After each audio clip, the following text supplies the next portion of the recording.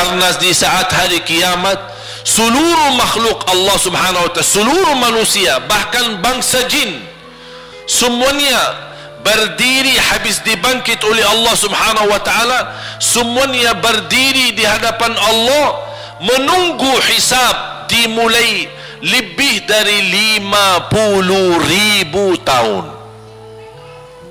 Bisa enggak terbayang berdiri berapa lama? 50.000 tahun. Dan semuanya keadaan laki dan perempuan sebagaimana baru dilahirkan. Bisa enggak Bapak Ibu terbayang? Sekarang mohon maaf, ibu-ibu yang begitu berjilbab, pakaiannya yang rapi dan sopan, Masya Allah, tertib, bersih, make up, cerah mukanya, bisa menarik perhatian. Betul nggak? Bagaimana di hari kiamat? Semuanya di satu tempat, disamakan, laki sama perempuan campur, dan semuanya dalam keadaan sebagaimana baru dilahirkan, tidak berpakaian apa-apa. Ketika Rasul menceritakan kepada Siti Aisyah pun kaget. Ya Rasulullah, laki dan perempuan sama-sama. Kefikiran Siti Aisyah kemana? Malu dilihat oleh orang. Apa kata Rasulullah SAW? Wahai Aisyah, di saat itu kesibukan manusia pandang kepada Allah subhanahu wa ta'ala, menunggu hisab lebih daripada kefikiran yang lain. Bisa enggak terbayang? Saya yakin tidak bisa terbayang. Mohon maaf, apapun kesibukannya, biarpun dahsyat yang menarik perhatian, tetap ada kesempatan masih cuci mata. Betul enggak?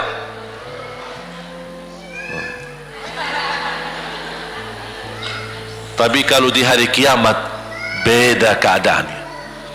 Apapun yang saya jelasin tidak akan mungkin Bapak Ibu bisa bayangkan, karena itu bukan dahsyat lagi, tapi di luar batas kemampuan kita. Makanya Siti Aisyah sebagai manusia wajar kalau terkejut. Ya Rasulullah, kami dan laki-laki sama-sama. Rasul maklumi fikiran Siti Aisyah sebagaimana memaklumi fikiran kita yang sama. Tapi ternyata kalau di sana beda. Makanya di saat itu belum lagi matahari didekatkan. Disebut dalam hadis mil, 1 mil. Di dalam satu hadis 1 mil adalah, kalau untuk dalam mata itu kan berapa ukurannya? Berapa senti ya? Sangat kecil. Betul? Kalau dalam bahasa Arab itu namanya mil. Berarti ukuran nanti di hari kiamat kita berdiri 50.000 tahun dan mataharinya dekat seperti ini. Di riwayat mil bukan yang itu maksud, tapi adalah ukuran perjalanan 1 mil. Kira-kira 1 mil cukup jauh?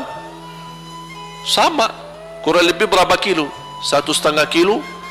Ya, kurang lebih 1,5 kilo. Sekarang jutaan kilometer kita merasa panas. Sudah ada AC, sudah ada kipas, sudah ada ujang, sudah ada ini, tapi merasa begitu panasnya. Itu jutaan kilometer. Bagaimana kalau 1,5 kilo? Makanya Rasul menggambarkan nanti di hari kiamat, yang biasa di dunia kalau kita keringat dari atas ke, kalau di hari kiamat terbalik, keringat kita dari bawah ke atas. Ini tergantung dosa kita. Kata Rasulullah, ada yang keringatnya sampai ke mata kaki, ada yang sampai ke lutut, ada yang sampai ke paha, ada yang sampai ke perutnya, ada yang sampai ke dadahnya, ada yang sampai ke lehernya, bahkan ada yang sampai merasa sudah sesak nafas, ingin melamatkan diri supaya tidak tenggelam di dalam keringatnya sendiri.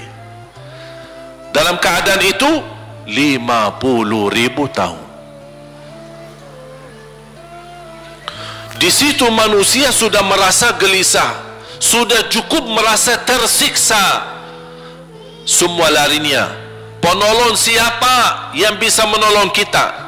Kita minta tolong kepada siapa yang bisa menyampaikan hajat kita kepada Allah supaya mulai hisab? Karena sudah kita tidak kuat lagi. Semuanya larinya kepada Nabi, Nabi Adam, Nabi Ibrahim, Nabi Nuh, Nabi Musa, Nabi Isa. Semuanya jawab yang sama, nafsi nafsi, Allahumma sallim sallim. Ya Allah, selamatkan diriku sendiri. Tak ada yang urus anak, isteri, suami, keluarga, apalagi manusia lain. Sama keluarganya saja dia lari. Tak ada. Nafsi nafsi, diri sendiri, ya Allah selamatkan. Diri sendiri, ya Allah selamatkan. Diri sendiri, ya Allah selamatkan. Nabi Adam jawab begitu. Suruh barangkali Nabi Nuh bisa bantu kalian. Datang kepada Nabi Nuh, nafsi nafsi, Allahumma sallim sallim. Datang kepada Nabi Musa, nafsi nafsi, Allahumma sallim sallim. Datang ke Nabi Isa, nafsi nafsi, Allahumma sallim sallim. Sampai terakhir Nabi Isa berkata, ada satu, saya rasa dan yakin dialah yang bisa memberi bantuan.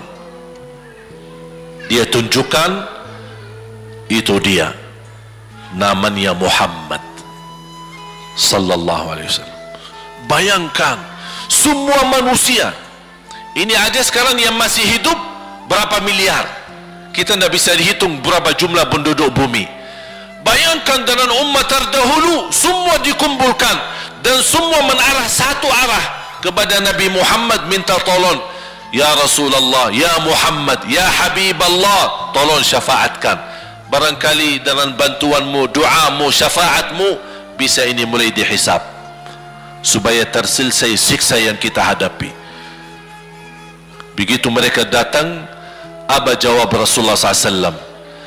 Allahumma sallim sallim, ummati ummati. Ya Allah, selamatkan umatku umatku. Fikirannya umatnya, bukan istrinya, bukan anaknya, bukan orang tuanya, bukan siap, umatnya. Umatnya dia fikirkan. Kemudian dia sujud di hadapan Allah Subhanahu wa ta'ala. Kata Rasulullah, di saat itu aku bersujud, Allah gerakkan lidahku untuk memuji Allah dengan kata-kata pujian yang tidak pernah makhluk pun sebelumnya sebutkan pujian itu. Artinya pujian yang Allah anugerahkan untuk Nabi Muhammad sebelumnya tidak ada satu makhluk pun yang bisa mengucapkan, hanya Nabi Muhammad, dan hanya di saat dia sujud di hadapan Allah di hari kiamat. Allah biarkan beberapa lama, habis itu Allah berkata, ya Muhammad, irfa' ra'sak wasal tu'ta washfa' tushaffa'. Ya Muhammad, angkatlah kepalamu dan silahkan minta apapun, aku berikan. Silahkan beri syafaat kepada siapapun, aku terima syafaatmu. Langsung dia berkata, ya Allah, kasihan manusia, mohon segera dihisab. Baru mulai dihisab, turun kitab-kitab. Ada yang mengambil kitabnya dengan tangan yang kanan, itulah bahagia. Ada yang mengambil kitabnya dengan tangan kiri. Dia berusaha sembunyikan tangan kirinya karena dia malu kalau kitabnya diterima dengan tangan kiri. Dia sembunyikan tangannya yang kiri ke belakang, larinya buku amalannya ke belakang dan langsung nempel di tangannya. Tak ada yang bisa lari di hari itu. Semua amalan, buku amalannya dibuka oleh Allah, dan akan Allah mulai menghisabkan kita satu persatu. Tak ada kelompok-kelompok, tak ada bendera, tak ada ormas, tidak ada kelompok, tidak ada pimpinan, masing-masing. Benderanya kita apa? Buku amal. Dan Allah manggil kita bernama satu-satu. Ibu, sini, datang. Kata Rasulullah sallallahu alaihi wasallam, yuhasibullahu al-abida laisa bainahu wa bainahu turjuman. Allah akan hisab hamba-hambanya satu demi satu, bersatu-bersatu, dan tidak ada penerjemah. Jadi tidak bagi terjemah, translate. Ya Allah, saya tidak mengerti bahasa Arab, saya tidak mengerti bahasa, ya Allah, gimana ini, saya butuh translate atau acara supaya bisa bantu saya lulus dari hukum. Tidak ada. Yang hakim Allah, keputusannya Allah, yang menentukan Allah, mahkamah yang dikuasai Allah, hamba di hadapan Allah, saksi semua, tangan saksi, mata saksi, lidah saksi, kaki saksi, buku amal saksi, malaikat saksi. Bagaimana kita mau lari? Ditanya oleh Allah, hei hambaku, ingat enggak di malam itu, di tempat itu, kamu berlakukan dosa itu? Seorang hamba yang masih memiliki iman, dia merasa dan ingat, dan dia merasa malu, dia tunduk kepalanya. Kata Allah, malu ya, malu. Tunduk, ya malu ya Allah, malu, malu. Dan subhanallah, tanda rahmat Allah, ketika Allah bertanya dengan kita, tak ada orang lain yang bisa lihat. Supaya apa? Supaya hisab kita di antara kita sama Allah tidak terbocor kepada orang lain, supaya tidak malu sama orang lain. Allahu Akbar. Habis kita sudah raku diri, ya Allah, saya ingat dan saya rasa salah dan saya malu. Apa kata Allah? Waktu itu kamu lakukan dosa itu, aku tutupi, aku tutupi. Tak ada yang tahu. Kita lakukan dosa ini udah sekian tahun, ada yang tahu enggak? Tak ada yang tahu. Karena kita lakukan di saat sembunyi. Kata Allah, di saat itu kamu lakukan dan kamu tahu itu dosa, tapi aku tutupi supaya kamu jangan menjadi malu di depan keluarga atau di depan sahabat. Aku tutupi.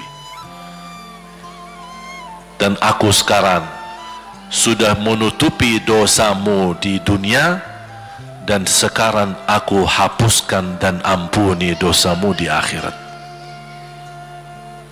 Allahu Akbar. Disitulah terasa anugerah, ampunan Allah yang maha kuasa. Dan Allah di saat itu mampu menghukum kita. Dan kalau Allah menghukum kita, Allah tidak pernah menzalimi kita. Justru itu keadilan Allah, tapi Allah tidak memperlakukan keadilannya, justru yang mendahulukan ampunan dan kasih sayangnya. Habis selesai hisab, harus semua tanpa kecuali liwati neraka Jahannam di atas sirat. Sirat yang panjang, yang kejam seperti pedang, yang tipis sampai tidak bisa dilihat oleh mata.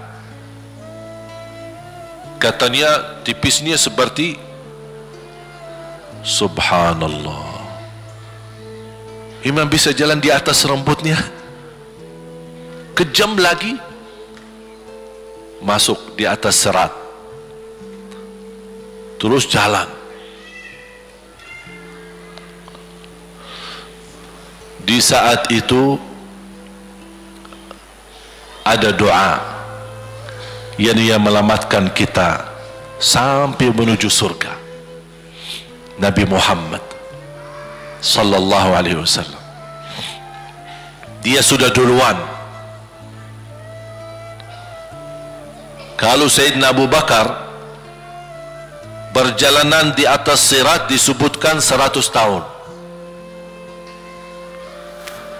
tapi Sayyidina Abu Bakar satu langkah di atas sirat, langkah kedua di depan pintu surga. Dahsyat. Ini Sayyidina Abu Bakar seperti itu. Bagaimana Rasul? Rasul sudah menunggu di depan.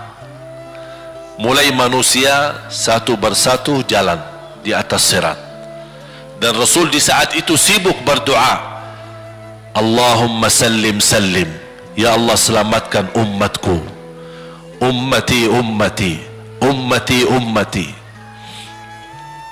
sampai mereka terselesai. Sampai di situ saja. Sebelum masuk surga ada berita gembira untuk umatnya Nabi Muhammad sallallahu alaihi wasallam. Tidak boleh ada yang masuk surga, harus berjumpa dengan beliau dulu, tatap muka, dan disediain minum yang disebut air Al-Kautsar, dan di situ banyak gelas. Tinggal kita ambil gelas dan minum. Begitu kita mau ambil gelas dan minum, datang Rasul, jangan kamu minum langsung dari tanganku sendiri. Barang siapa yang minum dari tanganku tidak akan haus selama-lamanya. Allahu Akbar. Di situ terasa kemuliaan. Begitu kebahagiaan kita bertemu dengan Nabi Muhammad dan bisa langsung minum dari tangan Nabi Muhammad sallallahu alaihi wasallam. Bukan hanya begitu saja, bahkan Nabi Muhammad memegang tangan kita, mengajak kita masuk 8 pintu surga. Ada 8 pintu. Rasul bersabda, satu pintu luasnya seperti antara langit dan bumi. Satu pintu antara langit dan bumi luasnya. Dan kata Rasulullah, di saat itu akan manusia gesa-gesaan untuk masuk surga. Itu tanda apa? Banyak yang akan masuk. Mudah-mudahan kita terhitung dari yang banyak. Begitu ahli surga masuk, kira-kira Rasul berhenti? Ahli surga sudah masuk, sudah aman? Tidak. Rasul balik lagi, keluar dan menuju dari langkah sirat yang pertama, melihat ada enggak ternyata ada di antara umatnya yang tersisa, yang dosanya terlalu banyak, gesa-gesaan di jalan, merangkak di jalan sampai jatuh di dalam neraka. Rasul mana mereka? Masuk ke neraka. Kata Allah subhanahu wa ta'ala, melihat keadaan Nabi Muhammad SAW, apa yang dibutuhkan lagi? Kata Rasul, ya Allah, saya tidak akan puas masuk surga sampai hamba-hambamu yang ada di neraka, umatku, diselamatkan. Allah subhanahu wa ta'ala mengizinkan Nabi Muhammad keluarkan dari neraka. Dia keluarkan. Sudah cukup ya Nabi Muhammad? Tidak cukup ya Allah, masih ada lagi. Diambil lagi, dikeluarkan, diambil lagi, dikeluarkan. Artinya dari umat Nabi Muhammad yang masih banyak dosanya, yang masih banyak kelewatannya sama Rasulullah, yang tidak pantas memberi kemuliaan kepada Rasulullah SAW, dapat pula syafaatnya Nabi Muhammad. Yang tidak pernah memberi tanda sayang dan cinta kepada Rasul, dapat rasa sayang dan cinta Nabi Muhammad sallallahu alaihi wasallam. Sambil kata malaikat Jibril, demi Allah saya melihat Nabi Muhammad mengambil manusia dari neraka Jahannam, diselamatkan dari siksa dan membawa mereka ke surga. Kata malaikat Jibril, sambil aku kira tidak ada lagi yang tersisa di neraka Jahannam, saking banyaknya yang dikeluarkan oleh Rasul. Itu syafaat Rasul sallallahu alaihi wasallam.